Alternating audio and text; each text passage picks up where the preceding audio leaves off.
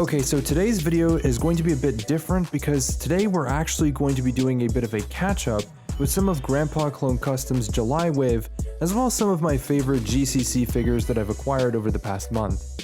Some of these figures I've either paid for or have been graciously given by GCC for review. I think overall I've remained pretty excited about the lineup of products that GCC has been putting out, and I can't wait for the drop happening later this month. First up, we have the Bomb Squad Trooper. So this is an interesting one because LEGO hasn't produced the Bomb Squad unit since 2011 with their mixed clone battle pack, which also was actually accompanied by 2 Phase 1 units. GCC has already gone ahead and actually updated the template like they usually do and created a more modern 2020 interpretation of the Bomb Squad units who were deployed on Naboo during the Clone Wars arc of the Blue Shadow virus. Technically, the Bomb Squad units are called Ordnance Specialists. As the name implies, Ordnance Specialists were an elite unit of clones that specialized in the disarmament and disposal of explosive devices. They're a clone trooper that I think is super underrated. One thing that I really do like about this particular trooper is that he's actually got an official helmet instead of a replica.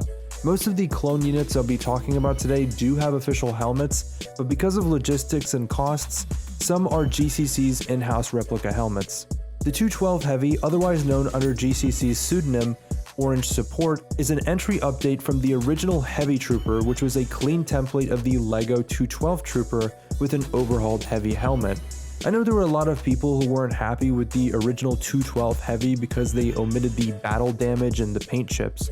Personally, it wasn't a huge deal to me, and I think it was completely realistic to have done a cleaned version of the 212 Trooper, but GCC has gone ahead and updated the unit to include not only the weathering detail, but a printed bandolier, armor straps, and the improved hip detail. It is safe to say that this is a huge improvement from the previous generation, but I still think that the original 212 Heavy still has a place in your collection. They've got a pretty great portfolio of 212 units already, but I'm hoping that in the future, they can make an improved version of the Airborne Trooper since they're starting to utilize that helmet that they created a couple months back. The Camino Guard Commander is one of those essential clones that I'm surprised didn't get a modern 2020 interpretation until just recently. Released in a late July drop, it is a generic, unnamed commander who appeared only twice in the Clone Wars TV show. I wish we knew more about this guy, but from what I can tell, he only really served a minor purpose in advancing the plot of the Clone Wars story arc involving the inhibitor chip conspiracy. Yet again, another clone trooper with an official helmet to play into the sun visor alignment, which is pretty essential to the source material of the Kaminoan Commander. I wish I had some Camino Guard troopers, but those were released in an early wave back in 2023 that I wasn't around for. I'm hoping that in the future, GCC will re-release the Grey Guard Trooper as part of a restock or a companion army builder to the Commander. So the 87th Legion Heavy is based on the Battlefront 2 skin bearing the same name.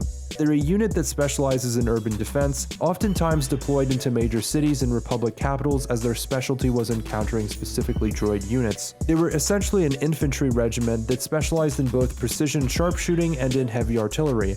GCC has gone ahead and equipped each Sentinel Heavy with a maroon visor that also appeared in the ARC Trooper Battle Pack years ago.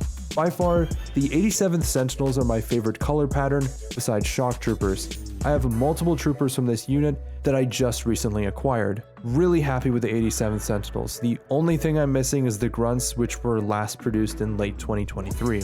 So this is an interesting one. Crosshair's Elite Squad. These aren't actually clone troopers, they are a unit of common soldiers conscripted into the newly transitioned Empire. They were seen briefly in a couple episodes of The Bad Batch, and were sort of ironically known for their extremely messy and botched operations under Crosshair's command. These guys were stormtroopers before the armor was even supposed to debut. To be honest, this figure kind of healed my inner disappointment when LEGO never ended up releasing an Elite Squad battle pack of some sort. I really expected them to do that. Well, GCC has yet again fixed another mistake that LEGO has made. I'd figured I'd talk about the 41st Grunt alongside GCC's newly released Phase 2 Commander Gree standard outfit because it's a relevant companion unit to Gree. Earlier this year, we also saw a replenish of the Kashyyyk camo pattern of Gree as well, so it's been a relatively good year in terms of GCC giving some attention to the 41st Elite. The interesting thing about the white outfit is that it's a translation of the Phase 1 design that LEGO had done but transferred into Phase 2. It makes sense though, because even though we've never seen Gree in Phase 2 with that uniform pattern, it can be assumed that Gree would have donned this armor anywhere outside of Kashyyyk. Blitz and Cult are part of a bigger unit of clones called the Rancor Battalion. This unit first appeared in an early season of the Clone Wars TV show, debuting during the attack on Kamino. Cult and Havoc would actually perish during the attack, leaving only Blitz and Hammer to be the only surviving members of the Rancor Battalion. GCC's use of their ARC Trooper helmet is really nice, and I'm impressed by the usage of the visor helmet hole placement. Cult's full gray helmet was a huge necessity, and I'm really impressed by the consistent print pattern. It's not easy to pull off the respirator details, especially with the lines that thin and narrow. Well, that's about everything relevant from this recent wave of GCC figs. I'd like to thank Yoshan from GCC for sending some of these clones out for review. By the way, I have a new partnership with Tom the Builder as well. You can buy most of these units and more GCC figs coming in new drops on Tom's shop. Use code BrickFleet for 5% off your next order to support the channel.